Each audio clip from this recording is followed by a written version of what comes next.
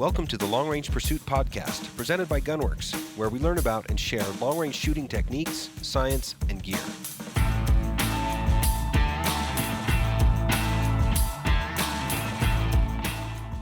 All right, welcome back to another episode of Long Range Pursuit Podcast. We got kind of a full house today. Instructor's Corner, so we got the training team and another face that is probably not a new face for you guys who've been following Gunworks, but new face, returning face is probably what we should call it to the training team. So we brought Jeremy Winters back on the training team.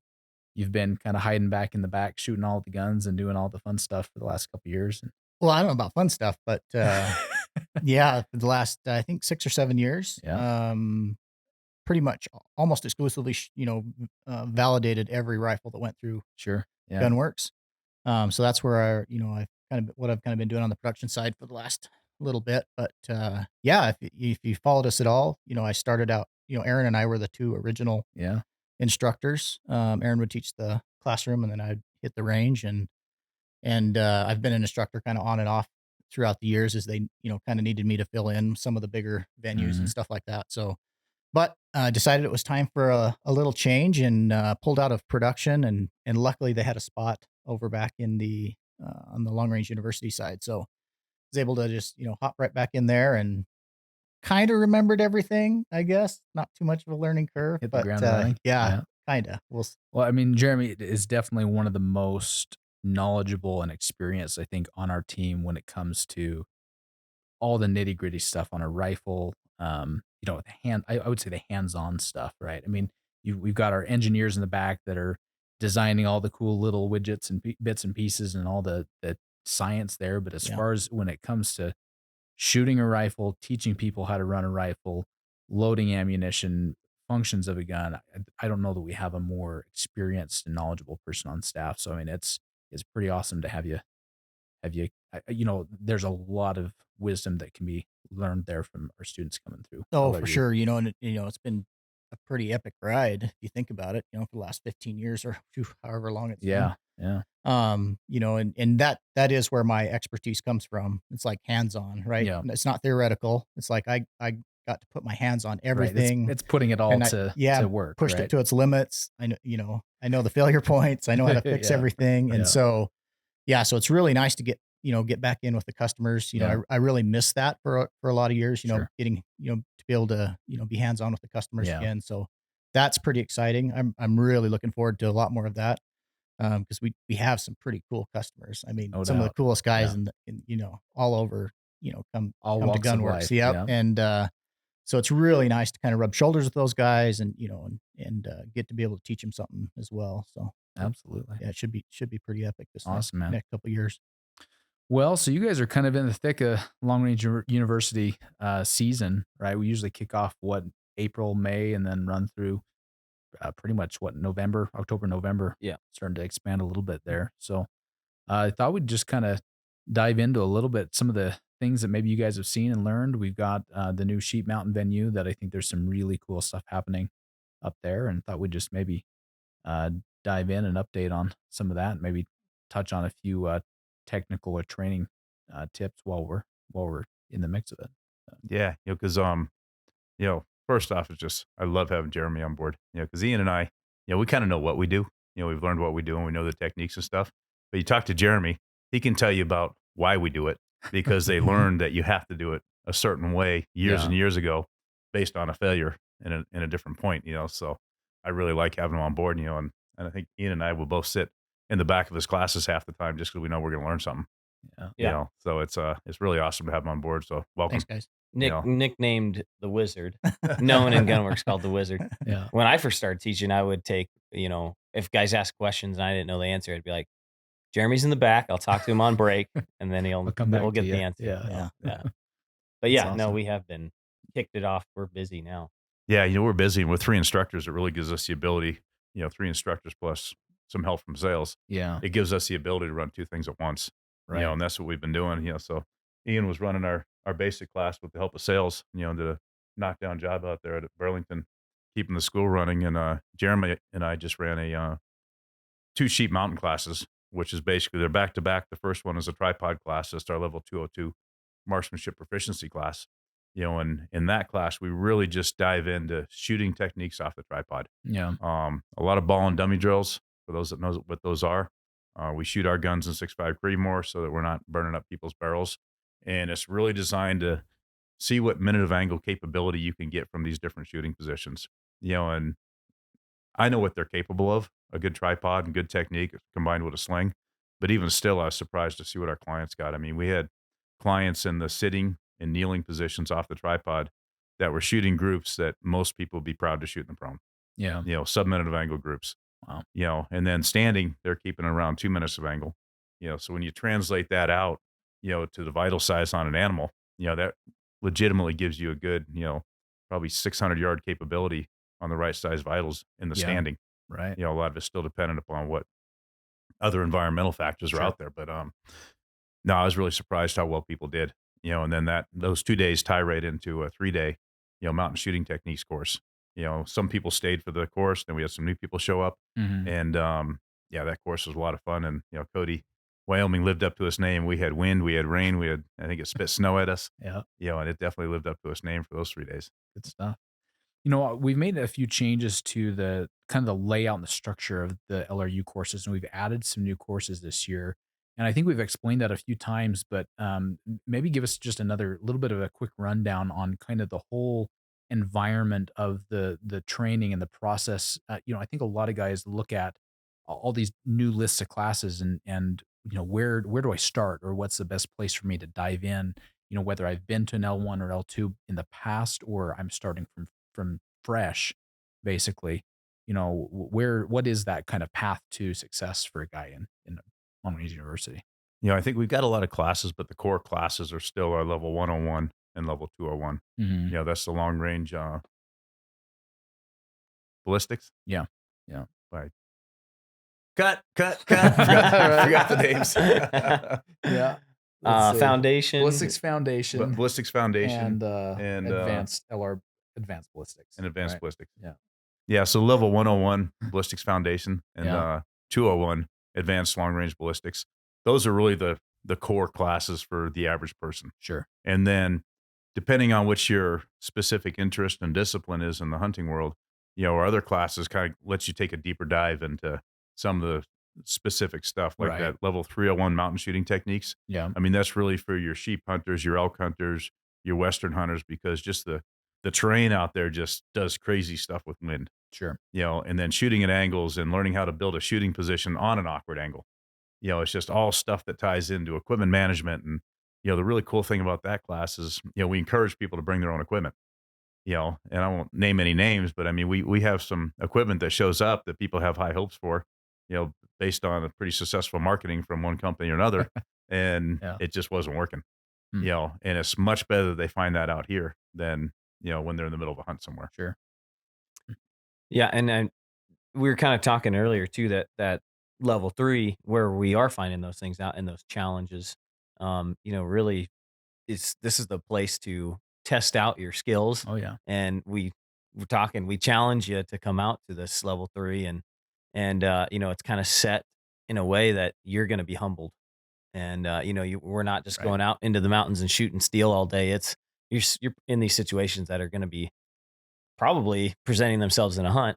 And guys they're failing and they're finding out, okay, this is why I can't make this shot, or this Sure. is why well, they're getting this experience through going to this class versus getting that experience on the hunt and then missing because Yeah. they haven't had that experience I yet. think it's a similar mentality. There are guys that go to the range to have fun and to hear some steel ring, and there are guys that go to the range to learn stuff and to challenge themselves. Mm-hmm. And I think that on the same note, I think they're not to knock on other people, but I think there are courses out there that are designed to have a lot of trigger pulling and a lot of steel ringing, and then there are courses like this that it's not an ego stroking course. It's let's teach you, let's learn, let's fail, let's figure out where our limits are. Mm-hmm.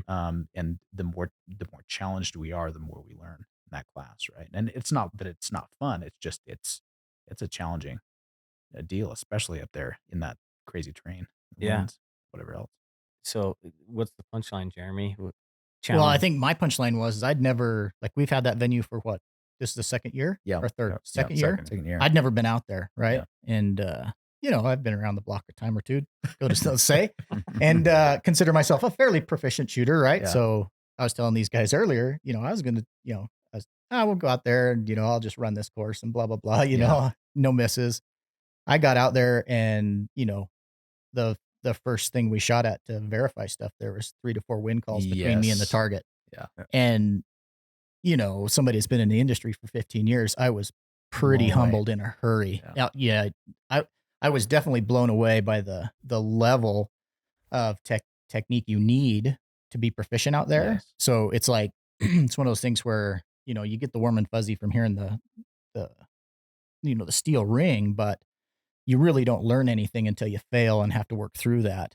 Yeah. And, the way these guys have the course set up, we're going to make you fail. It's I mean, tricky. you're going to see failure in this Yeah. course, right? But we want that. We don't want the warm and fuzzy on this course. We'll give you the warm and fuzzy in level 1 and level 2. Sure. We'll ding some steel. We'll go over the mathematics of things, and get you on steel and true up everything. But you start coming to these, these higher level courses like the level 3s. It's time to break you down a little bit. And,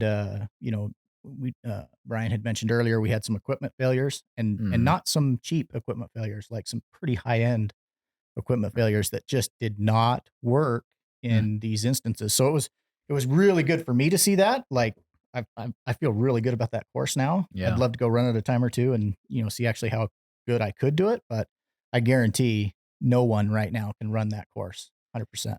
I zero. I consider myself a fairly proficient wind caller, He's being humble on the podcast. He struts around the office. right. I mean, no, it's, there are people in this building that I would not even try to go up against. Right. Yeah. But, I do all right, but man, the geography up there is crazy. And I don't know if you thought about it, but so people have been to Cody, right? Cody's on the Shoshone River. Mhm.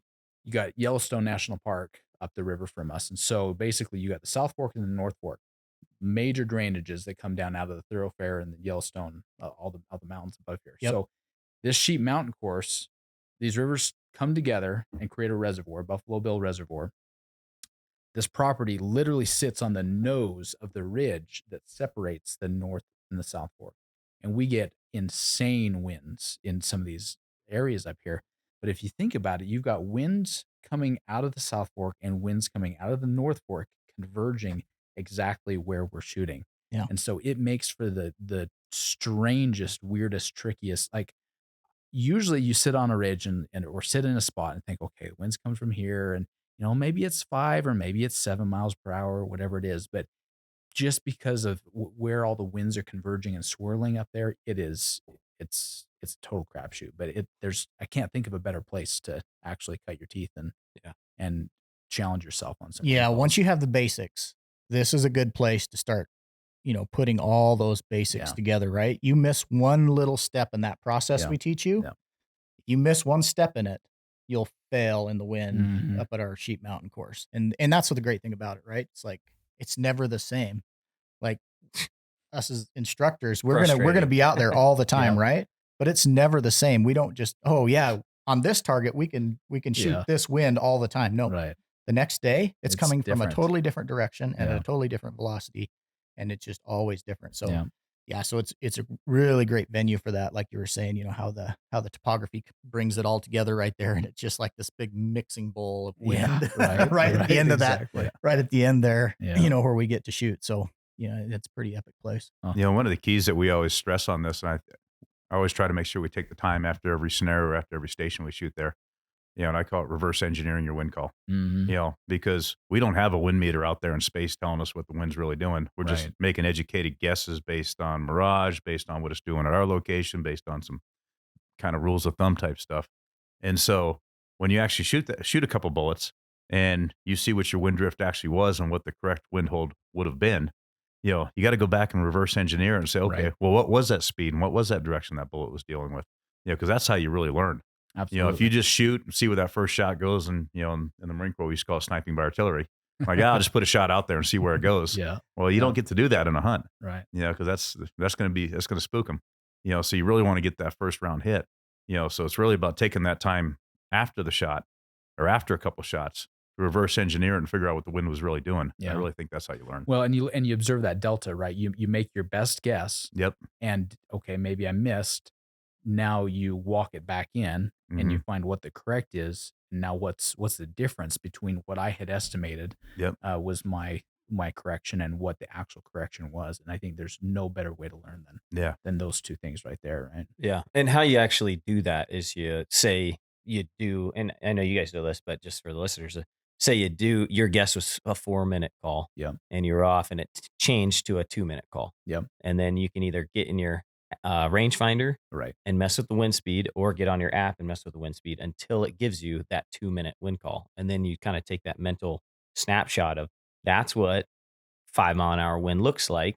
And I know that it's a 2-minute wind call versus, I thought that looked like 15 to me.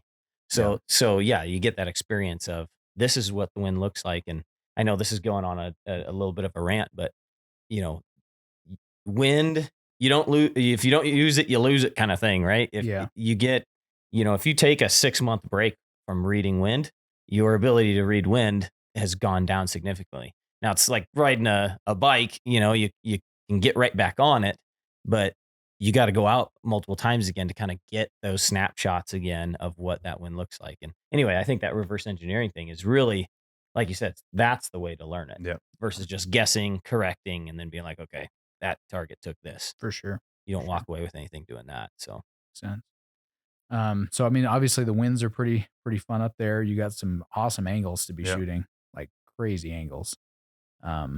It's top down and bottom up, I guess. So we shoot bottom up from a couple different positions. We'll have kind of your basic prone position if you're on the same slope, and then kind of a high tripod sitting with your back supported if you're on the opposite facing slope, which oftentimes you have to be to see something that's uphill of you. Yeah. And then we'll get up on the top and we'll shoot down both, seated tripod and prone, depending on what the terrain gives you. And I think the other thing too is just learning to manage your equipment, your tripod, your bipod, your rear bags. Do I have to put a pack under my chest to shoot prone and 99% of the time in the mountains? People just learn how to manage their equipment. So when they get down at a position, they're in a fundamentally sound position. And if they haven't trained on that in uneven terrain, anything off the flat range, the first time they get down, they're not in a good position. So their ability to shoot really deteriorates. Yeah. So half the battle is just getting in a good position on that uneven ground, looking at something and, well, how high does my tripod need to be so it's the optimum position based on this downhill shot? Completely different than if you're shooting on flat ground. I see so many guys that all they do is shoot flat bipod at the range or off the bench, not even prone, and there's just no other way to practice and get proficient at building a position in weird, tricky, mountainous, awkward terrain than actually going out and doing it. There's just no other way. Yeah, and then one of the other things that's kind of unique about this course, I think, compared to some of the other shooting experiences out there, is we're strictly hunting based. Yeah. And because we're strictly hunting based, all our techniques are designed to make a 10-pound rifle shoot the same zero regardless of the position you're shooting from. Right. And if I use some techniques that work very well, say in PRS, where they're shooting a 20-pound gun with very minimal recoil, I can shoot that from a completely different technique and still get zero continuity between my positions. But as soon as I put a 10-pound Magnum rifle up there, if you're not manipulating that rifle the same way, regardless of your position, that zero is going to change. Yeah. And you see a big change at 100 yards in the zero if you're not driving that rifle right. Let alone an 8-pound rifle, right? Yeah. Which, I mean, yeah, 10's on the heavy side of things there for sure. Well, I think it goes back to, you'd kind of, we kind of preface this with, where's that, where does somebody go in a direction in the courses? Where do they start? Where do they end up? Sure. Of course they should always start with the level 1, level 2, right? That's going to give you your technique. That's going to take away all your bad habits. You're going to get your technique behind the rifle. You're going to learn, how to build your profiles and all that kind of thing and true up your system.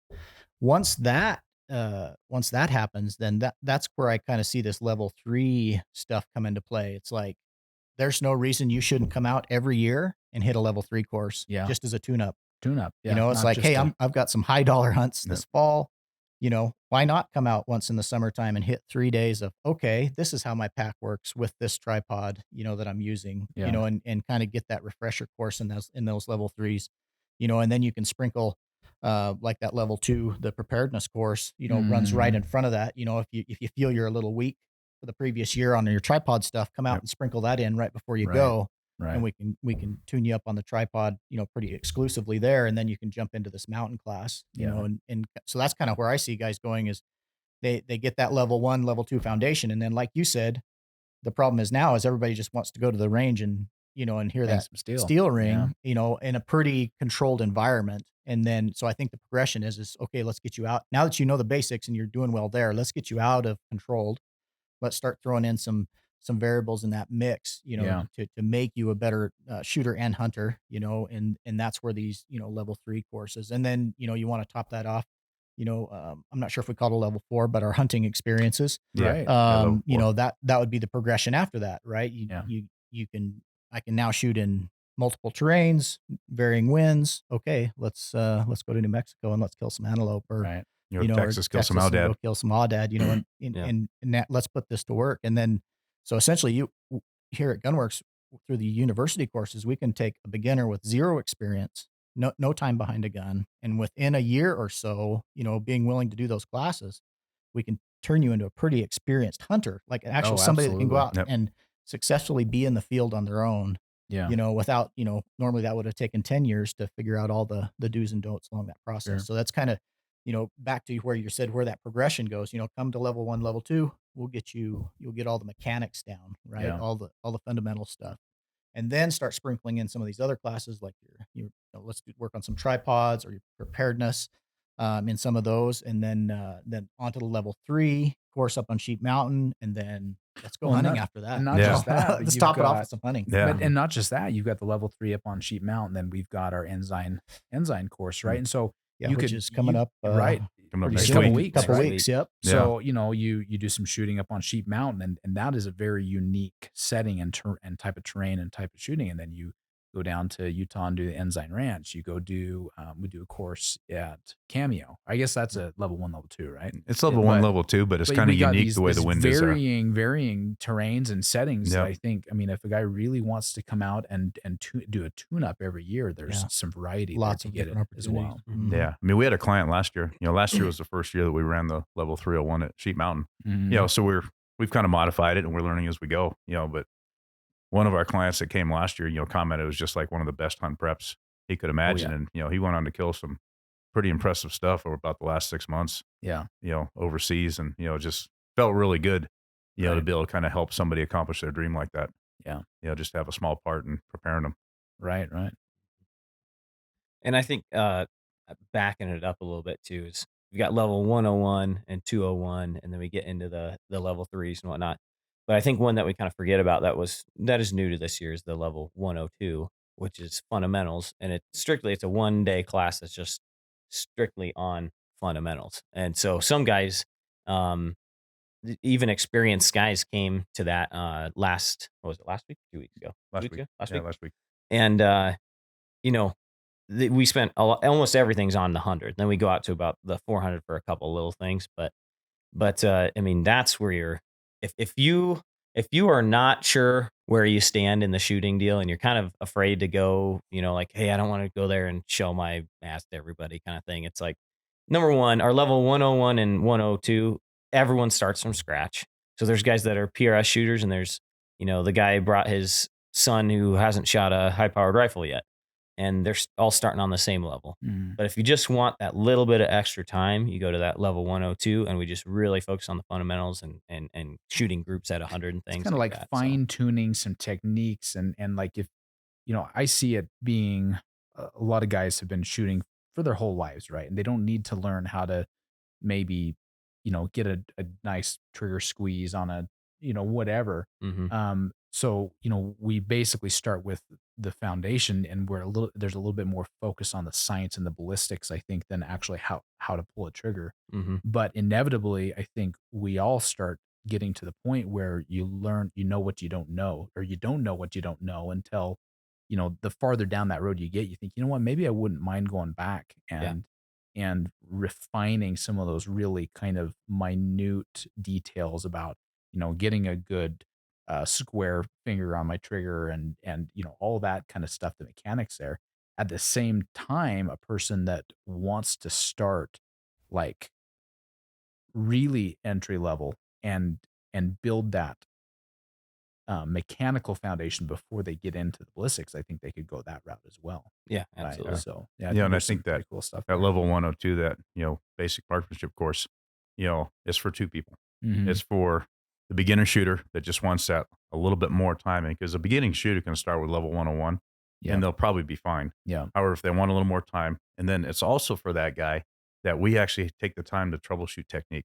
Sure. Because there's been plenty of times in a basic level, 101 class, where we're really teaching long range ballistics, where we see shooting errors and we have a little bit of time to try to correct shooting errors. Sure. But you can't undo a lifetime of habits in an hour or two. You get the guy Yeah. that's slapping the trigger Yep. and some Yeah. things like Yeah. that. That it takes some focus to kind of train that out. Yeah. A flinch, like Yep. some guys have developed flinches from years of shooting big guns, and Yep. it takes some focus and effort to get that kind of trained out of you. And I some think. specific shooting drills. Yeah. Which, just with the progression of the level 101 class, we don't have the time in that class to really spend a bunch of time with somebody, to iron out some little shooting issues. Sure. That level 102 class is really designed for that. Right. So if you're a shooter out there that feels like, maybe I've kind of developed some bad habits, I think that's a great course to come back and, you actually have the time to defeat some of those bad habits.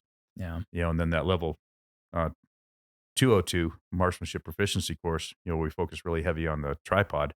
That's just kind of an extension of that, but moving off the bench and the prone and moving into the field Mhm. positions. Yeah, Brian does a really good job in our safety briefing, talking about complacency, and the ones that tend to be the unsafest are those of us that have been around the firearms Yep. our whole life, Sure. right? I think the same thing goes to this, this basic technique. Mm. Those of us that have just done it for so long, right? It's like we get used to this way of doing things, right? Like especially like myself, going back and catching a course like that, Yeah. on a little just a refresher on, am I still doing all the fundamentals correct? For the maybe not the beginner guy, but the more advanced guy Yeah. coming and catching a little refresher course, No, that complacency, Yeah. you kind of, you're not thinking about it all the time. It goes back to Brian's little spiel on the safety, It's like, I kind of draw some parallels to archery. Some compare and contrast there, right? Archery is a discipline, I think, that is a little bit more hands-on. It requires a lot more focus on your technique Mhm. and hands-on approach to your gear than traditionally a rifle system Mhm. does, right? Uh, and we build our business on building a turnkey rifle system where you don't have to do all that messing around. But at the same time, you get these guys that start getting really in deep about tuning their arrows and fletching their own arrows, and am I shooting this release or that release, and so I think, and I'm very surface level archer shooter, but I think there's a lot of similarity there where I think a lot of us could gain from a similar approach to the mechanics of how we shoot. Mhm. Mhm. Again, you can get a long ways down that road with just point it the right direction and pull the trigger. But if you want to really refine and get become a master of what you're doing, then some focus on some of those mechanics Mhm. Yeah. and techniques, I think is a big win there for sure. Yeah. No, there's so many parallels there. There's some, Yeah. like I always joke around the bow sniper. I am not, because archery Yeah. literally kicks my ass. Yeah. But like target panic, that's something that's huge in the archery Absolutely. world. Yeah. You never hear it talked about in the firearms world, but it's the really no exact same different. thing. Yeah. Yeah. I mean, target panic is caused by punching your trigger on a bow, Mhm. and it's caused by jerking the trigger on a rifle. And Yeah. you'll get the same end result, Yeah. where it becomes difficult for you to actually put your crosshairs on the target, Right. and I've caught myself, especially with pistol, over the years, to where once I got into archery, I recognized that I had target panic with a pistol, Yeah. and Yeah. it's the same process to get rid of it. You gotta have, I don't like the term surprise break so much, but you can't know exactly when that shot's going to break. Mm. And that's the only way you get rid of target panic is if you don't know exactly when that shot or that arrow is going to get released. And it's the same concept. It's kind of that back to basics concept. Sure. Yeah, we run a really fun little drill with some dummy rounds that I'd never been around before. Yeah. And let me tell you what, that's pretty humbling. And so here's my call out. Aaron Davidson, we need 2 dummy rounds in every rifle that leaves the facility for guys to I practice like with. that. Yeah. I'll up Good that idea. to 3. 3. 3. All right, 3. 3. All right. I like the Ryan 1 says 3. live to 3 dummy ratio better. There you go. Yeah. But I agree. It changed the way my thought process was in my shooting, like the order I do things. By having that unknown thrown in there, I couldn't believe how complacent I'd become with just, Yeah. all 3 rounds are going to go off every time I touch it, right? Yeah. Or, am I doing the right things every time? Yeah.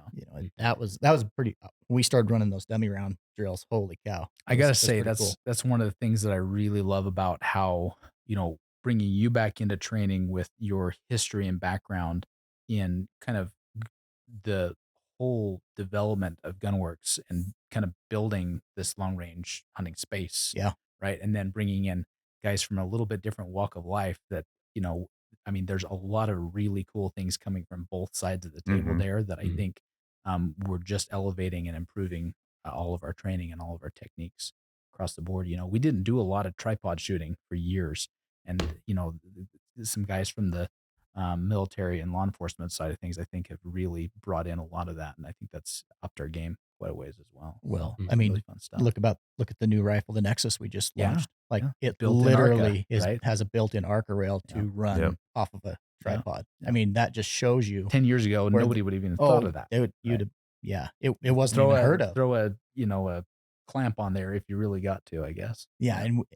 And it was part of the class, but it was like a 10-minute part of the class. It was just this little thing we touched on. It's like, sometimes you won't be able to go prone, which we found out is most of the time, right? Yeah, for sure. And so you needed that sitting, kneeling, standing, solid, shooting platform. And, out of the PRS world or, that competition world came tripods pretty quickly. Yeah.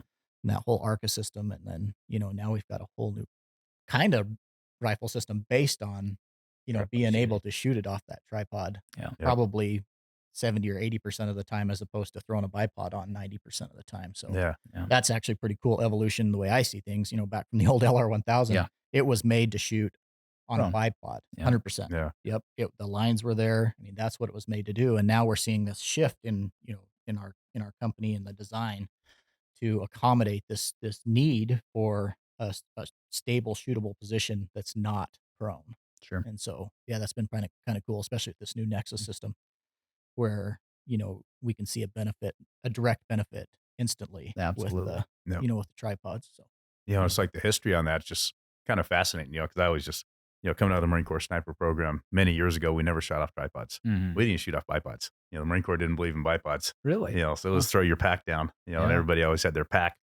just right, so it would create that shooting position. And I remember working in Somalia, and just a couple days of kind of like a bounding overwatch where you're covering every time you come to an intersection, you go prone and cover people crossing behind you. Okay. Just a couple days of doing that without a bipod, where I'm like, all right, this is really stupid. We need bipods.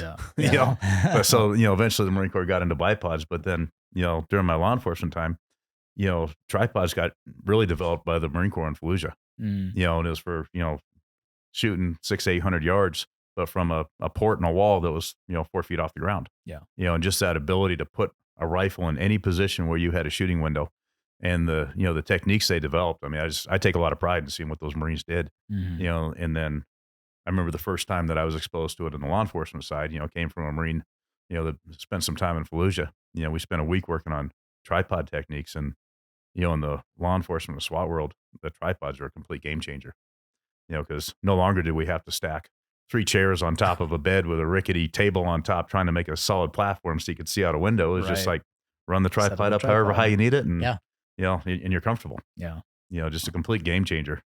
So, now it's kind of bringing it into the hunting world. It's a really good technique.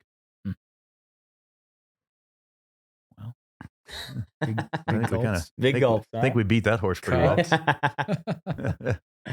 Well, anything else we need to touch there? Yeah, I think just, throwing out a challenge, just like come out and shoot this course and see how you do. Yeah. You got it's it. like, Yeah. it's like Go ahead. that's, I think the takeaway is just come out and shoot this level 3 course, right? Yeah. It's like you're going to fail. We're going to make you fail because that's our job. But then we're going to show you, how we can make that a success on your hunt or whatever it is. So, come out and shoot that course. We've got a few openings, here coming right up. We run that course clear through end of August, I think. No, actually through Through September. Yeah. And so there's plenty of opportunity. Your rifle hunts aren't going to start until later anyway. So come get tuned up for a rifle hunt. And we make it sound so miserable. You're gonna fail. The wind sucks. It's like it's fun, but it's gonna be challenging. Yeah. Right. I mean, you're definitely. We approach each target in each scenario where everything's a 2-shot drill. Yeah. We want to get it on a first shot, but then realistically in a hunting situation, if you're good on staying on the gun, staying on the scope, cycling, you'll probably have a second opportunity. So everything's run as a 2-shot drill. Mm-hmm. But then if we don't get it in those first 2 shots, which there's some targets you're not going to get in the first 2 shots. Now it's when we slow down. Okay, what are we doing wrong and what can we fix so that if we ran this again, we'd be successful in the first 2 shots? Yeah. So you may fail initially in those first 2 shots, but then we're going to slow it down and all right, what do we need to do to be successful? Yeah. And sometimes it's a position thing. Sometimes it's a wind we didn't see. There's a multitude of reasons why you may not be successful, on that first attempt.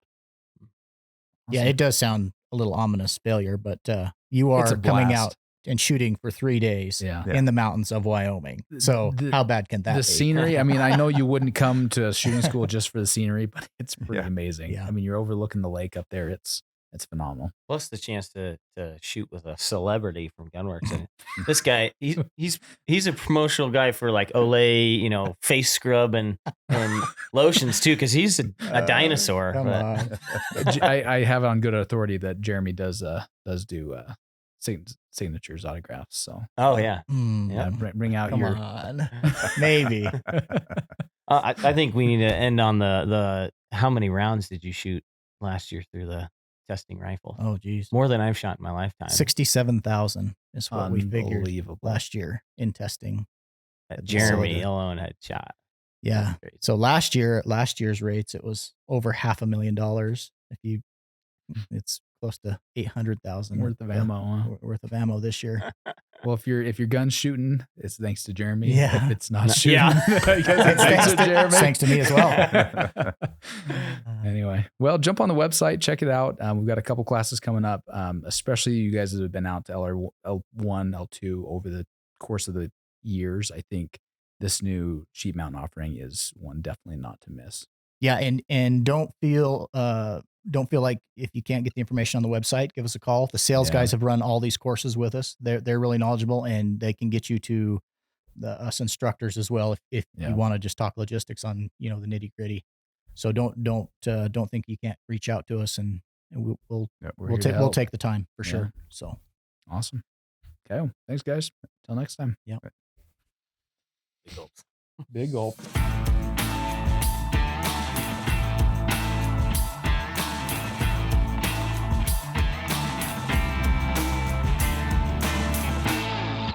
If you like what you're hearing here, please take a second and give us a 5-star rating and a positive review on iTunes or on your favorite podcast app. We appreciate your feedback and suggestions for topics you'd like discussed or questions you want answered on the podcast. You can reach out on Facebook or Instagram or send us an email to podcast@gunworks.com. Also, be sure and check out our full offering of long-range gear at gunworks.com. Use promo code LRP for free shipping on any order.